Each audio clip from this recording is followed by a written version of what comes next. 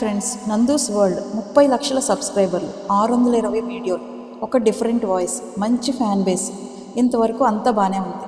తన వీడియోస్లో lavish life style, saris, నగలు, ఫారిన్ ట్రిప్స్ ఇలాంటివన్నీ చూపిస్తూ ఈవిడ బాగానే ఫ్యాన్ బేస్ సంపాదించుకుంది.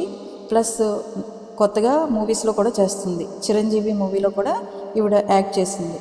ఇంతవరకు అంతా బాగానే ఉంది. కానీ అసలు ఈ వీసా కాంట్రవర్సీ ఏంటి, అసలు సిఓఎస్ అంటే ఏంటి అనేది ఈ వీడియోలో తెలుసుకుందాం. ఫ్రెండ్స్, ఈ వీడియోలోకి వెళ్ళబోయే ముందు ఎవరైనా నా ఛానల్ని కొత్తగా చూస్తే మాత్రం తప్పకుండా సబ్స్క్రైబ్ చేయండి ప్లీజ్. అసలు సిఓఎస్ అంటే ఏంటి? సిఓఎస్ అంటే సర్టిఫికేట్ ఆఫ్ స్పాన్సర్షిప్. అంటే అక్కడ ఉన్నవాళ్ళు, అక్కడ కంపెనీస్ ఉన్నవాళ్ళు కూడా మాకు వర్కర్స్ కావాలి బయట నుంచి అని చెప్పి గవర్నమెంట్ దగ్గర అప్రూవల్ తీసుకున్నాక సరైన జెన్యూన్ జాబ్స్ ఉంటే వాళ్ళు ఈ సిఓఎస్ ఇవ్వాలన్నమాట మెంబర్స్కి. అంటే ఇండియా నుంచి అయినా, అక్కడ ఉన్న ఎవరైనా స్టూడెంట్స్ తర్వాత కంటిన్యూ చేద్దాం అనుకున్న వాళ్ళకైనా. ఇక్కడ జరిగింది ఏంటంటే, వీళ్ళు ఒక రిక్రూట్మెంట్ కంపెనీ ఒకటి పెట్టి వాట్సాప్ గ్రూపుల ద్వారా ప్రమోట్ చేశారట. జాబ్స్ ఇస్తామని చెప్పి బాగా అడ్వర్టైజ్ చేశారు. ఈ సిఓఎస్ ఇవ్వాలంటే యూకేలో అప్లికేషన్ ఛార్జెస్ అంటూ ఉంటాయి. కొంత అప్లికేషన్ ఛార్జెస్, వీళ్ళు కొంత ఛార్జ్ చేయడం, ఇవన్నీ కలిపి అక్కడ ఆ కరెన్సీలో అంటే పౌండ్స్లో 15,000 పౌండ్స్ ఛార్జ్ చేశారంట. అంటే దాదాపుగా మన ఇండియాలో 15 లక్షల నుంచి 20 లక్షల మనీ అనమాట. అంత డబ్బులు కలెక్ట్ చేసి వాళ్ళని అలా తిప్పించుకుంటూ ఉన్నారు. అంటే సరైన జాబ్స్ వాళ్ళకి ప్రొవైడ్ చేయలేదన్నమాట. యూకేలో వీళ్ళకి 7 కంపెనీలు, మొత్తం 7-8 కంపెనీలు ఉన్నాయంట. అందులో 4 ద్వారా ఈ సిఓఎస్ని వీళ్ళు ప్రొవైడ్ చేస్తామని చెప్పి అనేక మంది దగ్గర నుంచి, అంటే ఇప్పుడు వరకు ఎలిగేషన్స్ వచ్చినవి 50 మంది దగ్గర నుంచి దాదాపు 10 కోట్లు వసూలు చేశారని తీవ్రంగా ఎలిగేషన్స్ వేస్తున్నారు. వీళ్ళేమంటున్నారంటే, మా గురించి నెగిటివ్గా ప్రచారం చేస్తున్నారు, మా ఎదుగుదలని చూసి ఓర్వలేక జలసీతో ఇదంతా చేస్తున్నారు, డబ్బులు ఇచ్చి చేస్తున్నారు అని ఈవిడ సర్కాస్టిక్గా వీడియోలు అవి చేయడం మొదలుపెట్టింది. కొన్ని వీడియోల్లో వాళ్ళని అంటే టార్గెట్ చేసినట్టు మాట్లాడుతుంది అన్నమాట, విక్టిమ్స్ని. చాలా సర్కాస్టిక్గా ఒక యాపిల్స్ని చూపిస్తూ కొన్ని యాపిల్స్ని వీడియో చేసింది. మనం ఒక షాప్కి వెళ్ళి యాపిల్స్ కొని ఇంటికి తెచ్చాక అవి యాపిల్స్ పుచ్చిపోతే షాపు వాడిదా బాధ్యత? అలా షాపు వాడి మీద అలిగేషన్స్ వేస్తే 1 సారి 2 సార్లు 3 సార్లు వింటారు, తర్వాత తిరిగి కేసులు వేస్తారు అని చెప్తుంది. కానీ అసలు నిజం ఏంటంటే, మనం ఏదన్నా షాప్లో ఈ షాప్ మంచిది అని 10 మంది చెప్పిన తర్వాత అక్కడ ఏమైనా వస్తువులు కొన్న తర్వాత అవి బాగాలేకపోతే, పాడైపోతే ఏం చేస్తాం? ఆ షాప్కి వెళ్ళడం మానేస్తాం, ఇంకో 10 మందికి చెప్తాం ఆ షాప్కి వెళ్ళకండి అని. ఇలా డబ్బులు ఇచ్చిన వాళ్ళు తిరిగి వాళ్ళని కాంటాక్ట్ చేయాలంటే వాళ్ళని నెంబర్స్ని బ్లాక్ చేయడం, ఎవరైనా కామెంట్స్ పెడితే వాటిని డిలీట్ చేయడం, ఇలా చేస్తుంది. అసలు ఇలా జెన్యూన్గా ఉన్నామని చెప్పుకునేటప్పుడు వీళ్ళు చేయాల్సింది ఏంటి? మీరు సోషల్ మీడియాలో ఉన్నారు, ఇంత పెద్ద ఫ్యాన్ బేస్ ఉంది, ఇంతమంది ఫాలోవర్స్ ఉన్నారు. అలా మిమ్మల్ని నమ్మి ఎవరైనా మోసపోయామని ఎలిగేషన్స్ వచ్చినప్పుడు మీరేం చేయాలి? వాళ్ళ తరపున నిలబడి లీగల్గా అసలు మీరు ఎవరికి డబ్బులు ఇచ్చారు, ఎవరి అకౌంట్లో వేశారు, ఎవరి కన్సల్టెన్సీని కన్సల్ట్ చేశారు, ఇలాంటివన్నీ క్లియర్గా మీరు వివరిస్తే బాగుంటుంది కదా.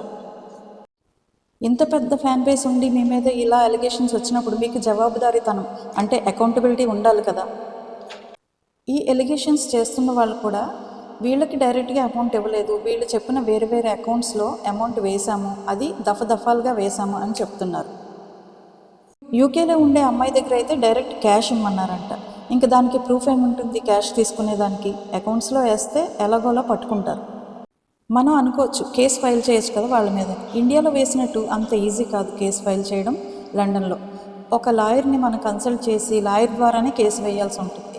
ఆ లాయర్కి అవర్లీ బేసిస్ ఉంటుంది పేమెంట్.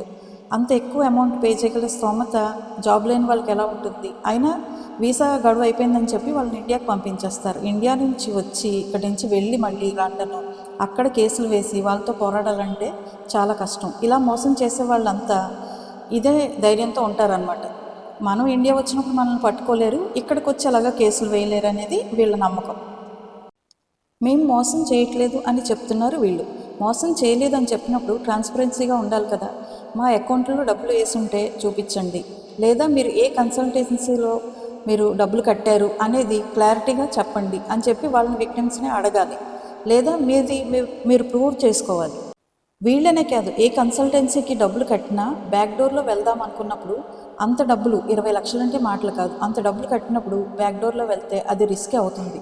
ఒక ఆర్గానిక్ వేలో అంటే సరైన పద్ధతిలో ఎలా వెళ్ళాలి అనేది తెలుసుకొని ఇంత డబ్బులు కట్టినప్పుడు వెళ్తే మనం మోసపోకుండా ఉంటాం.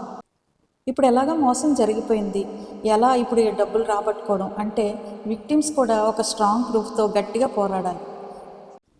ఇలా పెద్ద పెద్ద యూట్యూబర్స్, పెద్ద పెద్ద ఇన్ఫ్లుయెన్సర్స్ని వాళ్ళ లైఫ్ స్టైలు, వాళ్ళ ఫాలోవర్స్ నమ్మి వాళ్ళు జెన్యూన్ అనుకొని డబ్బులు కడితే మనమే మోసపోతాం. ఇంత పెద్ద యూట్యూబర్స్, ఇంత పెద్ద ఇన్ఫ్లుయెన్సర్స్ మీద అలిగేషన్స్ వచ్చాయంటే మామూలు విషయం కాదు కదా. అంటే ఏది జరగకుండా అయితే ఉండదు కదా, ఏదో ఒకటి జరిగి ఉంటుంది. దానికి సరైన సమాధానం ఇవ్వాలి కదా, అంటే అకౌంటబిలిటీ అనేది ఉండాలి కదా. లేదంటే ఇంకొంతమంది నష్టపోయే అవకాశం ఉంటుంది. డైరెక్ట్గా ఇన్వాల్వ్ అవ్వలేదు వీళ్ళు అంటున్నారు. మోసం చేసేవాళ్ళు ఎవరైనా అలాగే చేస్తారు. ఇలా డైరెక్ట్గా ఇన్వాల్వ్ అవ్వట్లేదు అంటేనే అనుమానం వస్తుంది కొంత. తర్వాత తేలాలి నిజాలు ఏంటనేది. 20 లక్షలు అనేది మామూలు అమౌంట్, చిన్న అమౌంట్ కాదు. ఎంత కష్టపడితే ఆ అమౌంట్ వస్తుంది. ఇలాగ ఎంతోమంది దగ్గర 50 మంది దగ్గర వరకు తీసుకున్నారు. కోట్ల రూపాయలు, దాదాపు 10 కోట్లు చీటింగ్ చేశారని అంటున్నారు. ఒక చిన్న అమౌంట్ ఎక్కడైనా కట్టాలంటేనే ఎంతో ఆలోచిస్తాం. అలాంటిది ఇంత పెద్ద అమౌంట్ ఇలా ఎవరో చెప్పారని, పెద్ద ఇన్ఫ్లుయెన్సర్స్ అని నమ్మి మోసపోవడం అనేది కూడా కరెక్ట్ కాదు. ఫ్రెండ్స్, వీడియో నచ్చితే తప్పకుండా సబ్స్క్రైబ్ చేయండి, కామెంట్ చేయండి. మీరు లైక్ చేస్తే ఈ వీడియో కొంతవరకు వెళ్తుంది, నా ఛానల్కి ఎంతో కొంత యూజ్ అవుతుంది. Thank you. ఇప్పటి వరకు స్కిప్ చేయకుండా చూసిన వాళ్ళకి